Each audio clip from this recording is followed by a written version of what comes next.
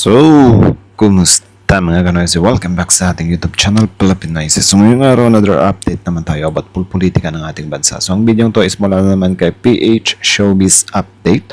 So, meron doon pamag-up na Sara Duterte booking na impeachment complaint to Queen na mastermind sa flood control projects.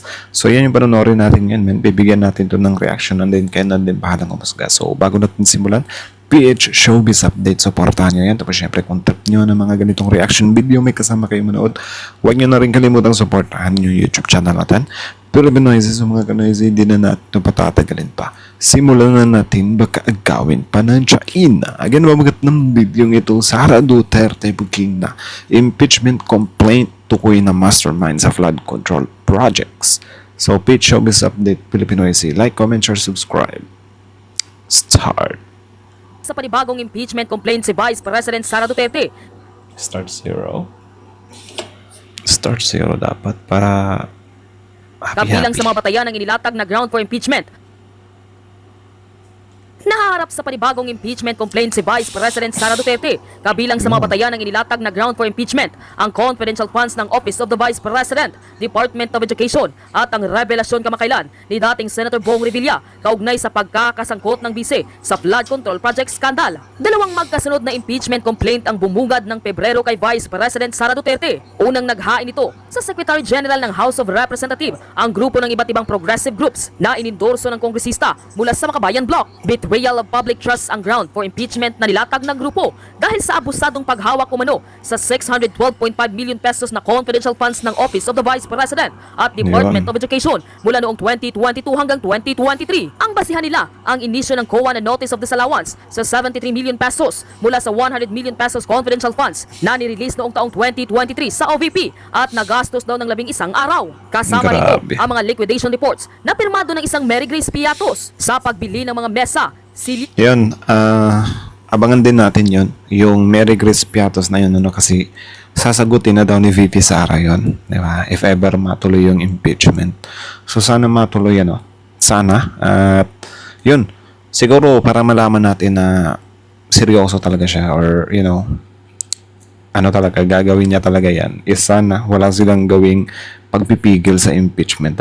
Kasi I think nung mga nakarang araw, di ba, parang nagbigay ng statement si Robin Padilla na sana yung maging Senate President ba yun? Correct me if I'm wrong. Is dapat, Maka Duterte, something like that. Walang computer at printer at mga renta ng safe houses na may halagang 1 million pesos. Po, ang prayer po namin dito talagang makita ng Committee on Justice that the complaint is sufficient in form and substance and that there is a probable cause to impeach Sara Duterte as Vice President. Expect na Yun. Sana. And then, sana yung mga mag-handle dyan, hindi matakot, kasi yung iba kasi ang pangit, parang kinakapa nila. Tinitingnan muna nila kung, wait lang. Malakas ba to si VP Sara this coming election? Mahirap nang banggain to, baka pagsisisiyan natin. Parang ganyan yung ginagawa ng iba Diba? Kaya hindi na lang tayo magugulat na baka sa susunod na araw. Yung dito, diba, yung 3 senador ata yun. Diba, parang sinuspikan yun na kaya nag-back out. Diba? Kasi dahil natakot or whatsoever. So, sana yung mga mag-handle dito, yung sa impeachment na to, is wala silang ganyang judgment din talaga, ewan ko ba? Ba't takot na takot kayong, banggain yung mga kurakot? makukuha ang 1/3 at mapabibilis ang transmission sa Senado at makapagsisimula na forthwith ang trial na naunsyami. So finally, dapat matuloy ang impeachment trial ni Vice President Sara sa lalong madaling panahon. Makalipas lamang ang mahigit kalahating oras, panibagong impeachment complaint na naman ang hinihain laban sa Vice Presidente. Kabilang ang mga petitioners nito, ang ilang individual at mga civil society at religious group. Kabilang dito, sina Kiko Aquino D, ang apo ni na dating President Cory Aquino at former Senator Ninoy Aquino, dating Peace Secretary Ging Dilas at Father Flavie Villanueva. Inindurso ito ng mamamayang Liberal Party List Representative Laila de Lima at Akbayan Party List Representative Percy Sindaya. 5 grounds o basihan ang nakasaad dito. Kabilang na ang culpable violation of the Constitution, betrayal of public trust at commission of high crime nang i-broadcast ng Vice Presidente ang di umano'y planong pag-assassinate kay Pangulong Bongbong Marcos, First Lady Araneta Marcos at dating Speaker Martin Romualdez, draft and corruption. Kaya nga yung natatawa ako sa part na itong sila Cayetano, sobrang lakas nilang mag-call out doon sa ginawa ni tawag dyan, Tariela about doon sa litrato ni Xi Jinping kasi parang kino-compare nila.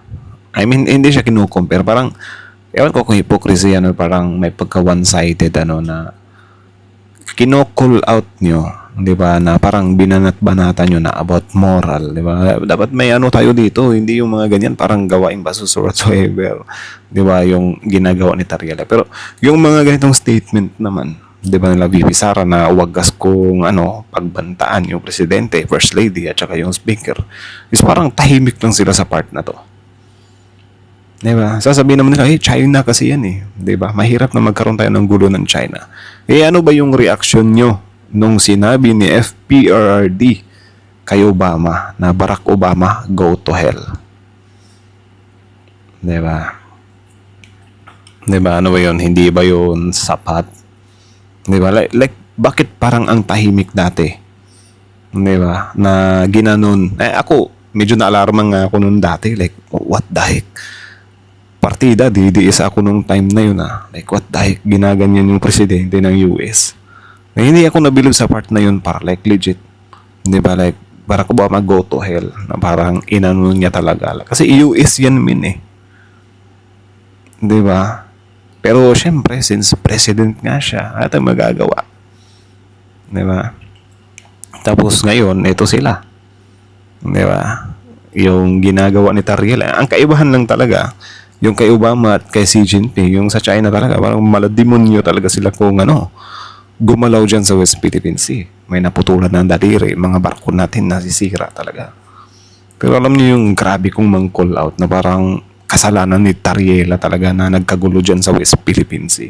Dati nung may gulo dyan Di ba? Hindi ko naman dinidefend talaga totally si Tariela kasi siguro may point. Pero yung hypocrisy lang talaga na grabe ang lakas nyo talaga mangul out Di ba? Kaya kayo parang binabansagan din talaga tong mga to na pro-China kasi alam nyo yung ganyan like hindi naman sila ganyan dati Bakit ngayon lang?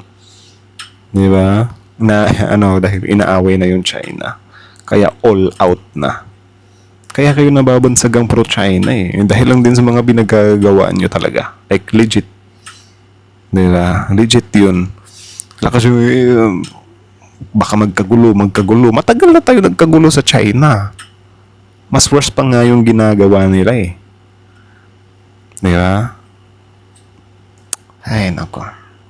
Dahil sa misuse, malversation ng confidential funds, bribery, dahil sa pamamahagi daw ng Vice Presidente ng monetary gifts sa mga opisyal ng DepEd, capable violation of the Constitution at betrayal of public trust dahil sa hindi tamang pagdeklara ng salin at conspiracy at commit murder kung saan isinasangkot si VP Sara Duterte sa extrajudicial killings ng Davao Death Squad. Tinanggap ng Office of the Secretary General ang dalawang reklamo dahil na rin sa mga revelasyong dawit ang Vice Presidente sa controversial na issue ng flood control project scandal. Narito ang buong detalye. Panuurin, pakinggang mabuti at kayo na ang bahalang umusga. Ngunit bago tayo magpatuloy, huwag kalimutang i-like, share, subscribe, and click the notification bell for more updates and for more upcoming videos. Maraming salamat! Mga kabunyog, mga kababayan, ngayong araw, tulad ng nasabi ko noong karang mga araw, magiging mainit ang araw na to.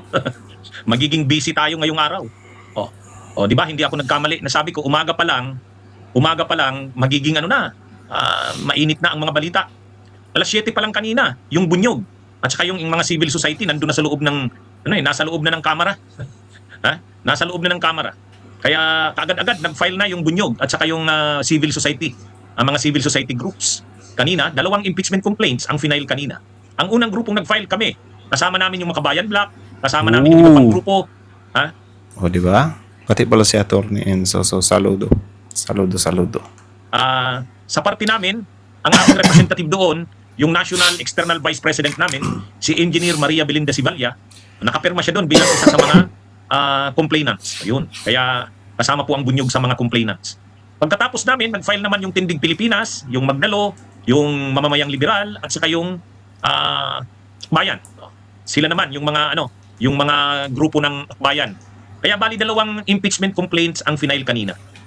Ngayon, marami kaninang nagtatanong, Attorney, akala ko ba February 6, bakit napaaga? Sa totoo lang, Dala na yan ng ano eh.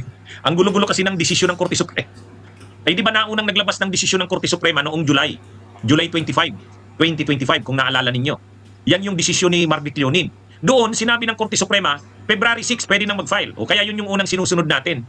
Ay nung isang araw, January 29 o 28, ano bang araw yung naglabas? Linabas ng Korte Suprema yung desisyon sa motion for reconsideration.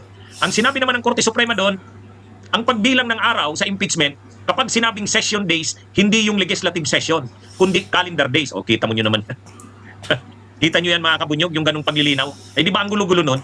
Dati ang paglilinaw ng Korte Suprema, ang session days, yung session days na ginagamit ng Kongreso. Pero dito sa huling desisyon, itong desisyon sa motion for reconsideration, ang termino daw na session days kapag ginamit sa impeachment, hindi yung session days na ginagamit ng Kongreso, kundi calendar days. O ngayon, kung ginamit mo yung calendar days, ibig sabihin, mapapaaga yung 1-year bar rule. O kaya, kinumpute yan ng mga abogado, January 13, tapos na yung 1-year bar rule. O dapat pala mag-file na. Yun. So, yeah, I think, ano talaga sila, dapat maging mas maingat talaga sila sa part na yan. Yung 1-year bar rule na yan. Kasi, man, sobrang laking trauma na yan nung nakaraang taon. So, sana i-execute talaga nila maayos itong impeachment complaint na to. And then, yeah, panagutin. Diba? Ikulong na yan, mga kurakot. Agad. O kaya nag-file na kanina. Okay? So yan na po, naipaliwanag na yan. Ano ito? Ano itong mga natin? Kaya nagpasiguro na tayo. Kasi kung sa February 6 pa tayo magpa-file, baka yung grupo ng mga DDS mag-file ng mahinang impeachment laban kay Sara para lang matrigger yung 1-year bar rule. Hindi natin papayagan yon. Kaya nag-file na tayo kang kanina. Okay? Diba? Ganyan, pwede pala siyang gamiting modus na para i-trigger yung 1-year bar rule. Unfair naman nung ganun. Diba? Iti-trigger siya ng kasamahan para lang matrigger yung 1-year bar rule at hindi mag-proceed yung impeachment. Unfair yung ganun, diba? Dapat i-check din nila kung legit ba talaga yung tao na yan. Diba? Or siguro dapat mag-base sila sa pinaka-majority talaga kung sino yung pinaka-legit. Diba? Sino yung may pinaka-mabigat na ikakaso, hindi yung kung sinong Poncio Pilato lang para lang i-trigger yung 1-year bar rule. Unfair naman yung ganyan. Diba? Kasi kung papayagan yan, hahayaan yan. Kunyari, accidentally, nauna talaga yung kasama nila para matrigger yung 1-year bar rule. Paano tayo magkakaroon ng fair justice niyan? Diba? Very bad. So yan. So kanina, naglabas ng statement ang kampo ni Sara Duterte. Sabi daw nila, expected na daw nila ito. Hindi na daw sila nagtataka. Pero sa totoo lang,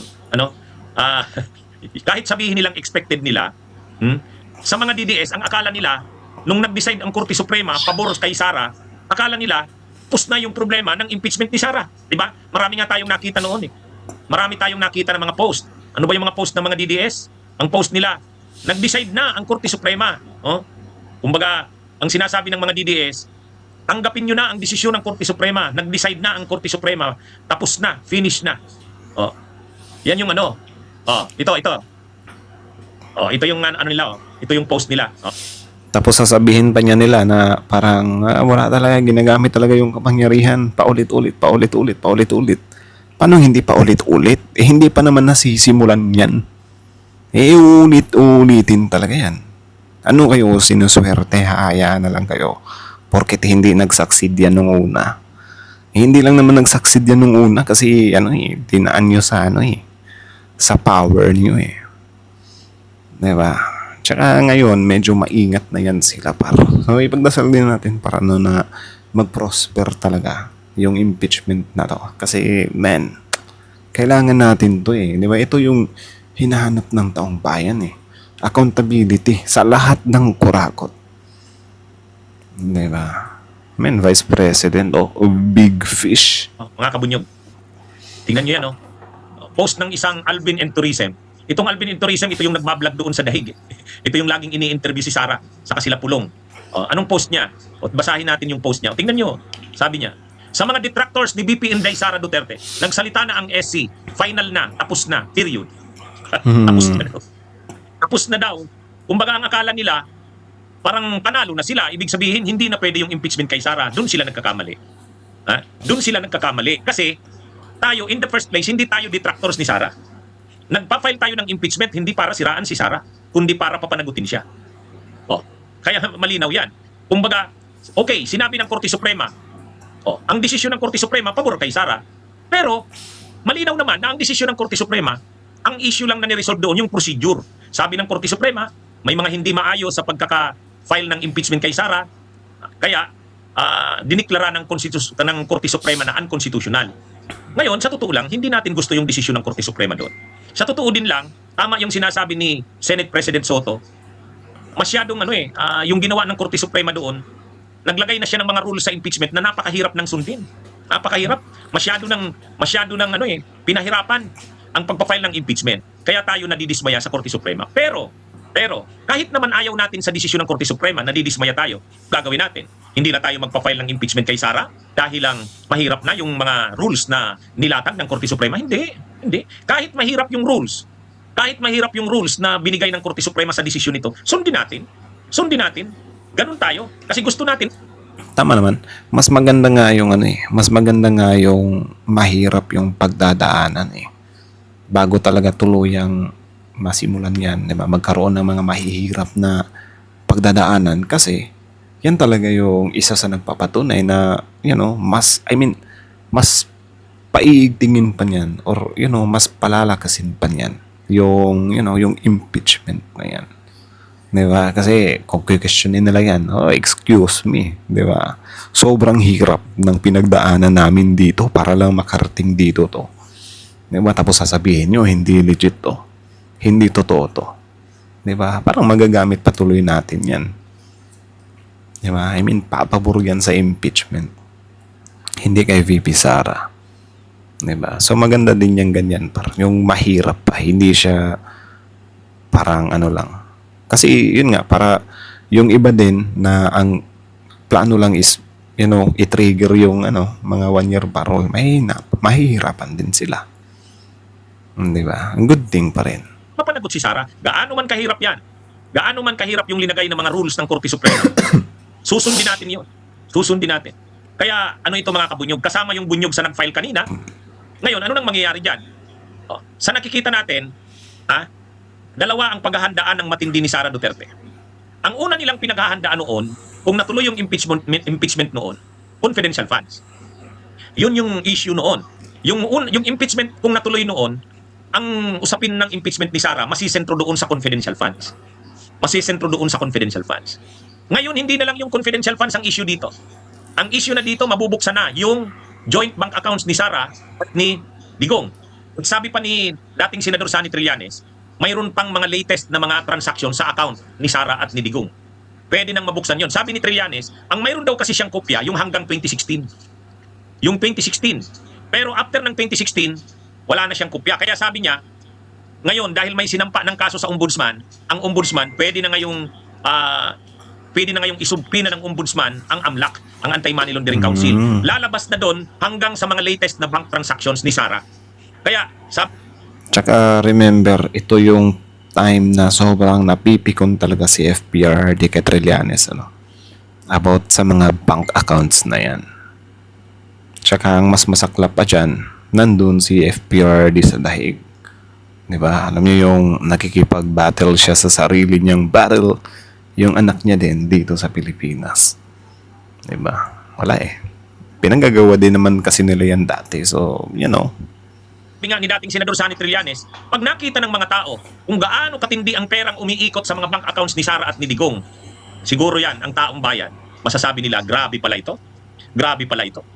Kaya mga kabunyog, mga kababayan, alam nila Sara, mahirap na itong laban ngayon.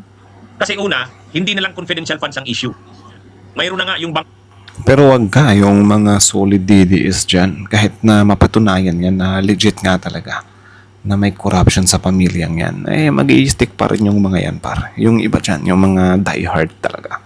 I think konti lang yung mahihimas-masan dyan. Kasi iba yung nabuong ni FPRD, di ba? Ewan ko kung pwede bang tawagin kulto yan or parang diehards ba. Kasi ngayon pa nga lang, yung comment na nga ng ibang DDS, ano naman kung kurakot, importante may nagawa. Like, what the heck? Di ba? Tinatama mo yung mali dahil sa ginawa niya lang na tama.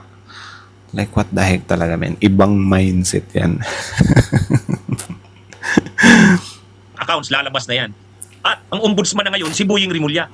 Actually, kung natuloy yung impeachment noon ni Sara, mga bandang February, kung natuloy yung impeachment ni Sara February, kung hindi pinigilan ni Cheese, hindi naman makakatulong ang ombudsman sa impeachment kontra kay Sara. Kasi ang ombudsman noon, si Martires. Natapos si Martires na ombudsman, June na eh. June. Nakaupo si Rimulya, ano na ba? September? October. Matagal bago hinarang pa kasi si Rimulya eh. Hinarang. Alam nila na pag nakaupo si Rimulya, magiging sakit ng ulo nila. Ito na nga yung mangyayari. Pag nagkaroon ng impeachment kay Sara, pag nagpatawag ang Kamara ng hearing, ng mga testigo at ebidensya, magko-cooperate ang ombudsman dyan. Sakit ng ulo ni Sara yan. Alam nila yan. Nung dati hindi nila yan problema kasi si Martires ang ombudsman noon. Nung pinasa ang impeachment, Kaya din, hindi na rin nakakapagtaka dati na pinigilan talaga nila ng gusto yung pagiging ombudsman ni Rimulya. Pero kung ano lang talaga, para mapaplat lang talaga nila ng maayos to, may kalalagyan niyang si Sara Duterte. Diba? It's just, dapat gawin lang nila yan ng malinis. Kasi konting palya talaga, yun talaga yung babakbakan nila eh. Ganyan naman yung mga mostly diskarte nila. Kita nyo, ano yung nangyayari sa sa usap.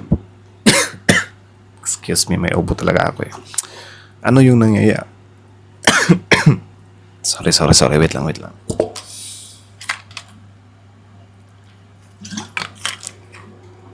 Sorry. Ano yung nangyayari ngayon sa usaping West Philippine Sea? Di ba sobrang sirang-sira na yung mga Duterte sa West Philippine Sea? Kasi yan nga, pinapaboran pa rin nila. And then yung China din, parang eng-eng din. Pinapaboran na nga ng mga Chinador natin dito. Away pa sila ng away dyan sa mga natin. Di ba? Hindi din makapagpigil. So, ngayon, itong ginawa ni Tariela na gumamit siya ng caricature ni Xi Jinping. Yun na naman yung ginamit nila. Na alam niyo yung parang, ito, pagpistahan natin to. Para yung tao makalimutan nila yung mga pinagagawa natin dyan. Makalimutan nila na yung mga nangyayari dyan. Ito, banata natin si Tariela sa part na to. Diba? Ako, hindi ko sinasabing tama 100% yung ginawa ni Tariela na may caricature. Pero alam niyo yung yung sisita pa mismo is yung mga diehard, di ba? Like, hindi man lang makomend yung ginagawang kaogagan ng China is parang nakakainis. Di ba? Like, grabe. Lakas yung kumestyon ng mga moral na yan ha. Di ba? Dati naman, si FPRD nga, niya nga yung Amerika eh. Di ba? Barack Obama go to hell. Di ba? Mas worse yun, president to president. Di ba? Ito, parang sundalo lang. Yung sundalo talaga na nandun talaga sa field. Danas niya talaga. Diba? Yung mga nangyayari sa West Philippine Sea. Kita niya talaga kung paano winarak-warak. Diba? Ng China yung mga tauhan niya. Is ibang usapan yun par. Winater canon ka na't lahat. Diba? Tapos ikagagalit mo yung caricature. Picture lang. Diba na parang ginawang King Koy. Mas worse yung winawater cannon par. Di ba? Wala nakakainis talaga. But anyways, tuloy. ni Sara, December, February, tapos nakarating sa Senado, safe sila kasi yung ombudsman kakampi nila. Pangalawa, ang pinaka-issue lang noon, yung confidential funds. Ngayon, hindi na. Lalabas na yung mga bank accounts. Ang maglalabas niyan, makakatulong ang ombudsman. O yan. Kaya, alam natin, natataranta na ang kampo ni Sara ngayon. Huhubaran talaga si Sara dyan. Huhubaran. Ang isa pang nabago, si Ramil Madriaga. Si Ramil Madriaga. O, ngayon, dinidinay ni Sara na hindi niya kilala si Ramil Madriaga. O sige, makikita yan. Makikita yan sa pagdinig sa Kamara. Makikita yan pag nagkaroon ng trial sa Senado. Malamang maraming sasabihin si Madriaga. O wala yan noon. Nung impeachment, yung unang file ng impeachment kay Sara, wala pa si Madriaga. Wala pa si Madriaga. O, ang issue noon kasi confidential funds. Pero alam naman natin ang nangyari sa confidential funds. Saan nag-post? Pagka-withdraw nung mga nila Paharda, nung na-withdraw na, binigay kay Nolasco sa kay La Chica, yung mga commander ng Vice Presidential Security Group. Pero pagdating kay La Chica at Nolasco, wala na. Hindi na alam kung anong nangyari. Nalaman na lang natin mga piatos. Pero naputol. Ngayon mayroon. Kasi sabi ni Madriaga, pinatawag siya nila Nolasco at ni La Chica, sa kanya binigay yung mga yung mga perang winidraw. Diniliver niya saan? Ang isa doon sa mayor ng Laguna. Yung isa doon sa isang comedy bar sa Timog. Pangatlo, may diniliver pa siya sa may ombudsman. O yun. Ibig sabihin, yung mga confidential funds na yon, pagka-withdraw doon sa land bank, dinala kay La Chica sa kay Nolasco, ang iba doon napunta kay Madriaga. Siya ang nag-deliver kung saan-saan. Ididetalye ni Madriaga yan. O, ididetalye ni Madriaga yan, mga kabunyog, mga kababayan. ito meron ditong naninira sa atin. Ano bang sinasabi nitong isa? Sabi ni Teresa Pagia, in PA kayo talaga. In PA ba yung nung isang araw, nag-guest ko si Trillanes, kung in PA ako, papayagan ba ako ng mga kasamahan ko sa in PA na i-guest ko si Trillanes? Militarian si Trillanes. Oh. Kaya yung mga... Ganyan naman talaga eh. Yung kasi yung mga DDS kasi, kung ano yung sinasabi din ng mga vloggers nila, is yun talaga yung pick up nila. Diba? Wala. Nilalason yung utak nila eh. Ito dapat, kung wala, matatalo kayo sa argumento, balagbagin nyo, di ba? Personalin nyo, ganyan. Ganyan yung nila. Ganyan yung mga banata nila. So, di na nakakagulat yan. Actually, parang dapat nga, masanay na tayo sa mga ganyan eh. Sometimes lang din talaga nakakapikon, nakakapikon yung kaob-oban eh. Ito, wala na itong makuhang issue. In PA daw tayo. Anyway, mga kabunyog, mga kababayan. Kaya ang malinaw dito, malinaw dito mga kabunyog, mga kababayan, makukumpleto ngayon yung kung saan napunta yung confidential funds. Kasi nandyan si Madriaga. Inutusan siya nila Sara Duterte kung saan dalhin ang pera. Yan yung Kaya dito, mai-extend yung kwento tungkol sa confidential funds eh. Yung mga nalaman kasi natin sa confidential funds, inamin ng mga staff o mga tao ni Sara na sila ang nag-encash. 25 million, 35 million, mga malaking cheque, in-encash nila sa land bank. Pero sabi ng mga tao ni Sara, pagka-encash nila, binigay nila kay La Chica, saka kay Nolasco, yung mga commander ng Vice Presidential Security Group. Ang problema kay La Chica, saka kay Nolasco, hindi naman nagsasalita. Pero mayroon ngayong lumitaw, si Madriaga. Sabi ni Madriaga, siya ang inutusan nila La Chica na mag-deliver ng mga pera. Pagka saan niya dinala? May na-identify si Madriaga na 3. Ang isa doon sa comedy bar sa Timog. Doon sa comedy bar sa Timog, inabutan niya doon yung bugado na spokesperson ni Sara. Nakalimutan ko na yung pangalan. Sino nga ba yun? Si Monsayak ba yun? Monsayak? Oo, tama. Yung abogado na spokesperson ni Sara. Si Monsayak. Oh. Pangalawa, diniliver niya sa isang mayor ng Laguna. Pangatlo, dinala niya sa ombudsman. May diniliberan siya doon. Kaya mga kabunyog, mga kababayan, wala ito sa dati. Nung final yung unang impeachment, noong December at February, yung pinadala sa Senado na articles of impeachment, wala pa yung Madriaga na yan. Ngayon mayroon na. Kaya kung titingnan natin, si Madriaga hindi naman sumusurinder, hindi tulad ni Gutesa. Si Gutesa, prinudyus nila Defensor at Marcoleta, pag-appear ng isang beses, bumaliktad na. Hindi na nagpakita. In short, hilaw. Yung kay Madriaga naman, aabangan pa natin yan. So, sana talaga magamit nila yan this coming impeachment trial, if ever matuloy. So, pagdasal natin yan, mga pre. Si Madriaga, hanggang ngayon, si Madriaga, sabi ng abogado, handa nang mag-testify. Si Reynold Monsayak, salamat na kilang sutil. Ngayon, pinipilit si Madriaga na magbago ng desisyon. Huwag magtestigo labang kay Sara. Kinasuhan nila Chica. Pero, hindi. Sabi ng abogado, si Attorney Palad, matibay pa raw ang paninindigan ni Madriaga. Magti-testify si Madriaga. Kaya, actually, sa final na impeachment complaint, ngayong araw, nandun yung mga testimonya ni Madriaga. Nandun yung mga testimonya ni Madriaga. Kaya, sigurado nang ipipresent si Madriaga sa Kamara. Kahit dumating sa Senado, ipipresent si Madriaga. Ngayon, yung mga sinasabi ni Sarang General Denial, hindi ko kilala yan si Madriaga, masusubok yan. Kasi, maglalabas si Madriaga ng mga ebidensya na hindi totoo yung sinasabi ni Sarang, hindi siya kilala. Naalala natin, nag-motion na yung abogado ni Madriaga sa korte na payagan ng NBI na tingnan yung kanyang cellphone kasi yung cellphone nandun yung mga log calls. Yung mga log ng calls niya. Malamang may calls yun kay Duterte, kay Sara, ano yun mga kabunyog, mga kababayan. Kaya mayroong mga kumakalat. Si Sara Duterte daw, malamang bago magsimula ang trial sa Senado, magre-resign. Kasi ayaw niya na madesisyonan siya na ang tawag doon, yung perpetual disqualification. Pero parang naman na yan, di ba? na-discuss naman na yan dati na kahit na mag-resign siya, ipapapatuloy pa rin yung impeachment.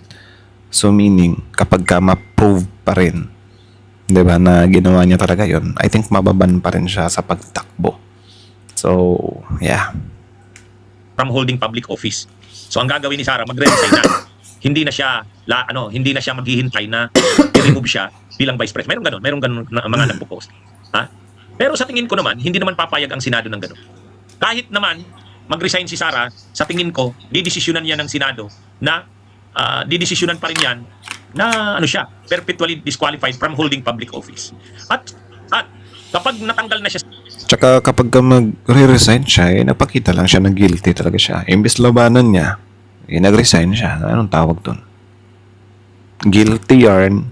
sa pwesto o kaya nag-resign siya, tutuluyan na siya ng criminal case. Tandaan natin mga kabunyog, mga kababayan, yung impeachment, ang maximum na penalty dyan, removal from office at perpetual disqualification from holding public office.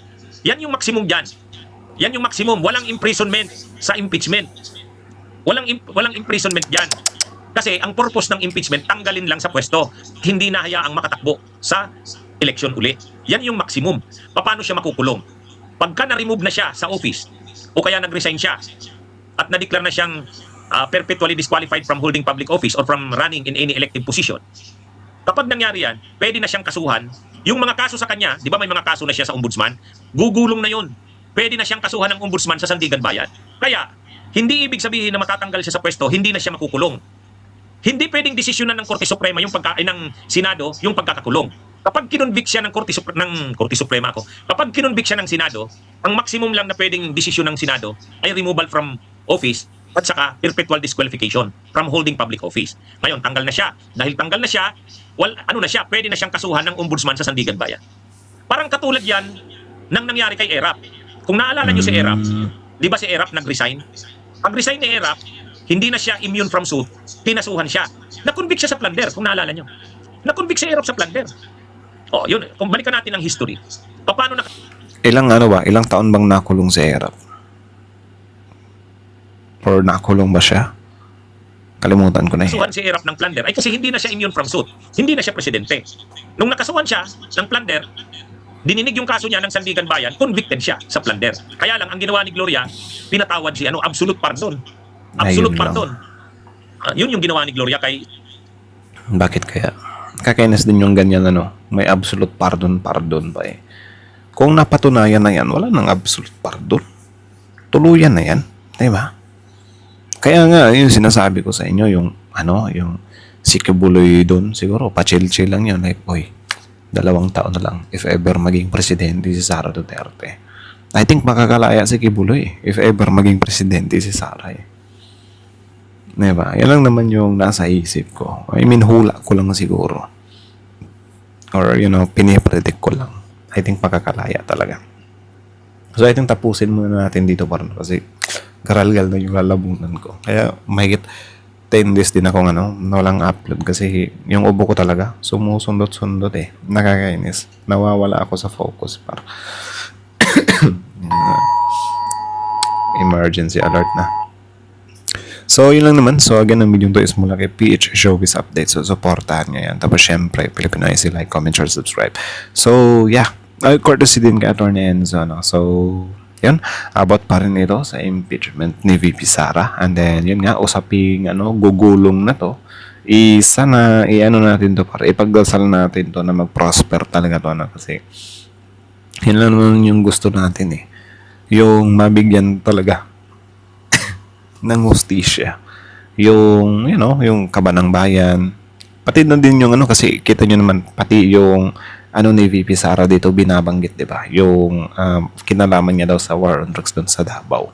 So, parang I think, din yun, part din yun siya. So, yan yung mga abangan natin. And then, sana talaga, mag-iingat sila sa gagawin nilang impeachment na yan. And then, sana maging pulido. Kasi mahirap ng medyo kumpiyansa. Diba? Actually, mag-ano naman talaga yan eh. Magpo-prosper naman talaga yan kung gagawin ng mas maingat. Diba? And then, sana, soon matanggap din ng ibang mga DDs na dito sa Pilipinas, hindi tayo pwedeng mag-idolize talaga ng mga politicians. Di ba? Makikita mo man, paano mo ba malalaman na die hard or nag-a-idol na lang yung tao sa mga politicians? Di ba? Madali lang. Kahit na alam nila na may ginagawang mali, tinotolerate nila. Like ako, ilang beses kong nakakasalamuha yung mga DDS par. Like, nagko-comment sila sa mga videos. Ano naman ngayon kung nangurakot? Importante may nagawa. Importante, nakagawa ng tulay, nakagawa ng diba? Napatahimik yung mga adik. Ganyan yung argumento nila par. Which is hindi na yan hindi na yan tama pag-idol na yan Isipin mo brother, diba? Pilipinas to, nandito ka, tumatapak ka din sa Pilipinas. So yung mga pangungurakot nila na yan, apektado tayo dyan. Tsaka hindi pwede yung porket may ginawa is okay na lang yung mga ginagawang kalokohan kasi ganyan naman talaga yung ibang diskarte ng mga politicians. 'Di ba? Yung iba, meron silang mga scholars, meron silang mga sinusuportahan, meron silang mga mga legit talaga na tinutulungan. Cover nila 'yon sa mga ginagawa nilang pagnanakaw. 'Di ba? Kita nyo, Bong Revilla. Wala, dinudumog pa rin ang taga-suporta. Mabait si Bong Revilla. Totoo. May part na mabait talaga si Revilla. Kasi hindi naman siya pwedeng magsuplado sa lahat Hindi naman siya pwedeng maging masama sa lahat. Of course, meron siyang mga tao na nabigyan ng kabaitan. Diba? Ayan, tuloy, nagiging shield. Kasi kahit ako siguro, kunyari mangurakot ako, tatakbo akong politician, mag-hire ako ng tutulong ako sa 100 katao. Gagawa ako ng masama. Meron akong sureball 100 katao na die hard sa akin. Parang ganyan ba? Diba? So sana wag nating tingnan yung kesyo may nagawa. Doon tayo focus sa ginawa nilang mali. Kasi dito sa mga politicians na to, hindi naman applicable dito yung alam niyo yung sayings na dito sa mundong to talaga kahit siyam yung ginawa mong tama, mabubura yan ng isang mali.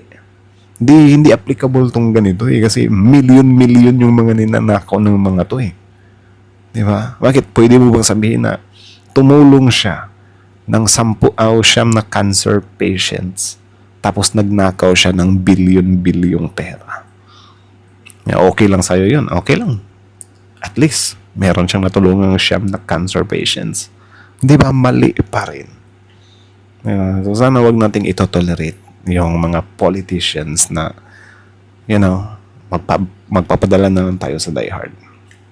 Ako dati, ganyan din naman ako Sobrang hindi naman ako nakikinig talaga sa mga sinasabi nila Trillanes dati, like naiinis pa nga ako kasi DDS ako dati pero ngayon nung naging open-minded na ako, like what the heck itong mga intriga na to ni Trillanes, grabe.